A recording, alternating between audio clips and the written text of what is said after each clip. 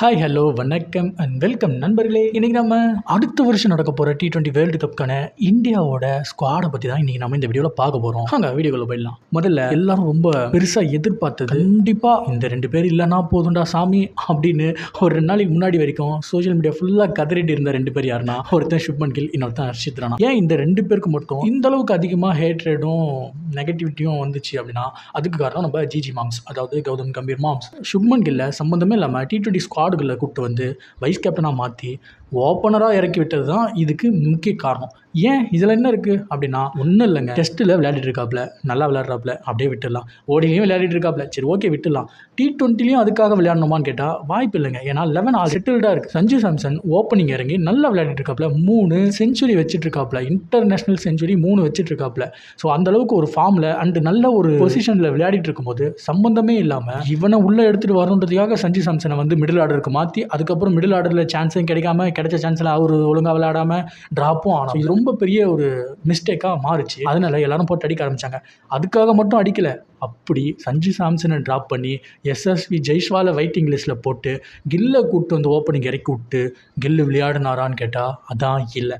கடைசியாக விளையாடின 18 இன்னிங்ஸில் சொல்லிக்கிற மாதிரி ஒரு இன்னிங்ஸ் கூட நல்ல பெர்ஃபார்மன்ஸ் பண்ணலை. அந்த ஒரு ரீசன் தான் போட்டு போலதாங்க.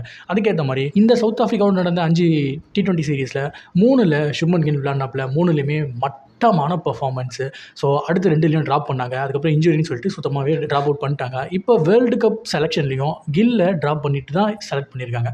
ஸோ அது ஒரு விதத்தில் நல்ல விஷயம் தான். அடுத்து ஹர்ஷித் ராணா ஸ்குவாடில் இருக்காப்புல, பட் 11ல் இருப்பாரா அப்படின்றது தெரியல. சரி ஓகே, வாங்க குயிக்காக யார் யார் இருக்காங்கன்னு பார்த்துலாம். ஃபஸ்ட்டு பேட்டர்ஸ்லேருந்து போயிடலாம். மெயின் பேட்டர்னு பார்த்தீங்கன்னாக்கா சூரியகுமார் யாதவ். ஆக்சுவலி பேட்டர் மட்டும் இல்லை, கேப்டன். இன்னும் சொல்லப்போனால் சுப்மன் கில்லை விட அதிகமான ஸ்கேம் பண்ணிட்டு இருக்கிறது சூரியகுமார் யாதவ் தான். ஏன்னா ரீசெண்ட் மேட்சஸோட லிஸ்ட்டை வந்து நான் என்ன சொல்கிறது, அவரோட பெர்ஃபார்மன்ஸு ரொம்பவே மோசமாக, சுப்மன் கில்லை விட மோசமாக போயிட்டுருக்கு. கேப்டன்ற ஒரே காரணத்தினால தப்பிச்சிட்டு இருக்காப்புல. அது என்னன்னு நீங்களே பாருங்கள், நான் ஸ்க்ரீனில் காட்டுறேன். ஓகே, அடுத்து அபிஷேக் சர்மா ஓப்பனிங் பேட்டர், நல்லா டச்சில் இருக்காப்புல. பெரிய இன்னிங்ஸ் நின்று விளையாடினா சூப்பராக இருக்கும். திலக் வர்மா பேசுகிறதுக்கு ஒன்றுமே இல்லை அவனை பற்றி. ஏன்னா பெர்ஃபார்மர் டீமே வந்து அடி வாங்கிட்டு இருக்கும்போது தனியாலாம் நின்று பெர்ஃபார்ம் பண்ணிருக்காப்புல. இப்போ மட்டும் இல்லை, எப்போவுமே பண்ணிட்டு இருக்காப்புல. லாஸ்ட்டாக நடந்த அந்த பாகிஸ்தானோட நடந்த ஃபைனலில் அப்படி ஒரு அற்புதமான ஒரு சம்பவம், அதை கண்ணில் ஒத்திக்கலாம். அந்த மாதிரி ஒரு பெர்ஃபார்மன்ஸு ஃபைனலில் பண்ணியிருப்பாரு. அது போதும். ஆனால் அதில் மட்டும் இல்லை, அவர் ரொம்ப வருஷமாகவே இதை பண்ணிட்டு தான் இருக்காரு. விளையாடின எல்லா மேட்சஸ்லையும் நல்லா விளையாடி இருக்காரு.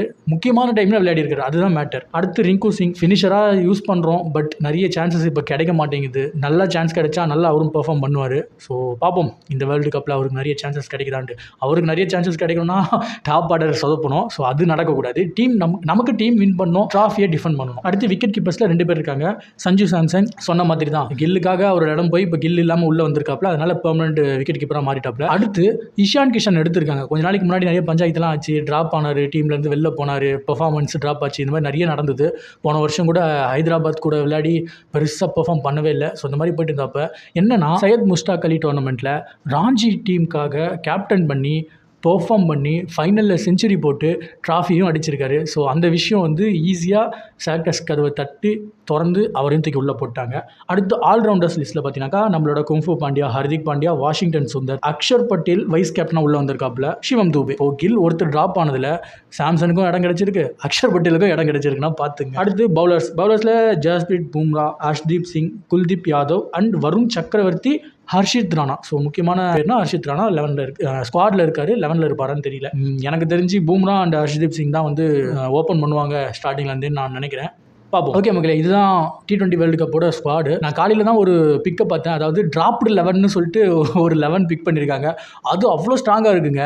ஏன்னா கேப்டன் ஸ்ரேயஸ் ஐயர் போட்டிருக்காங்க. வைஸ் கேப்டனாக வந்து நம்மளோட ருத்ராஜ் கெய்க்வாட் போட்டிருந்தாங்கன்னு நினைக்கிறேன். ஸோ ருத்து, அதுக்கப்புறம் ஸ்ரேயஸ் ஐயர். பவுலிங் யூனிட் வேறு மாதிரி இருந்தது. புவனேஸ்வர் குமார், முகமது ஷமி, முகமது சிராஜ் 3 ஃபேஸ் பவுலர்ஸும் வேறு மாதிரி ஃபேஸ் பவுலர்ஸ். அவங்க 3 பேருமே இருந்தாங்க. இந்த மாதிரி அந்த டிராப்டு 11 வேறு மாதிரி இருந்தது. அது எனக்கு கிடைக்குதான்னு பார்க்குறேன் அந்த பிக். இது வந்து சோஷியல் மீடியாவில் போட்டிருந்த விஷயம் தான், பட் நல்லா இருந்தது. அந்த டீம், அதாவது ஒரு T20 வேர்ல்டு கப்புக்கான ஒரு ஸ்குவாட் ரெடி ஆயிடுச்சு.